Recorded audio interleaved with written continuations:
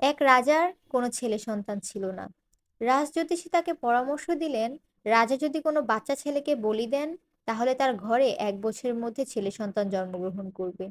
জ্যোতিষীর কথা মতো পরদিন রাজা পুরো রাজ্য জুড়ে ঘোষণা দিলেন, যে ঘর থেকে বলির জন্য ছেলে বাচ্চা দেওয়া হবে, তাদেরকে রাজা প্রচুর ধন সম্পদ দেবেন। টাকার লোভে এক গরিব পরিবার তাদের সবচেয়ে ছোট ছেলেটিকে বলিদানের উদ্দেশ্যে রাজদরবারে নিয়ে এলো। পুরো প্রস্তুতি যখন সম্পূর্ণ, রাজা ছেলেটিকে জিজ্ঞেস করলেন, তোমার কোনো শেষ ইচ্ছা আছে? ছেলেটি বলল, আমাকে শুধু এক গামলা নরম মাটি দিন। রাজার হুকুমে বাচ্চাটিকে নরম মাটি এনে দেওয়া হলো। ছোট ছেলেটি তখন মাটি দিয়ে 4টি ছোট ছোট ঘর তৈরি করলো। এরপর সে একে একে 3টি ঘর লাথি মেরে ভেঙে ফেললো। কিন্তু একটি ঘর সে রেখে দিল এবং সেখানে বসে দুহাত তুলে প্রার্থনা করলো।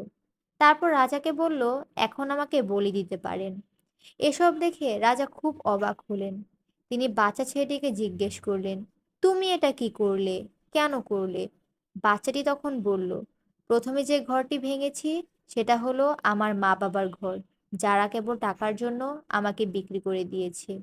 দ্বিতীয় যে ঘরটি ভেঙেছি সেটা ছিল আমার আত্মীয় স্বজনের ঘর, যারা এসব দেখেও চুপ ছিল।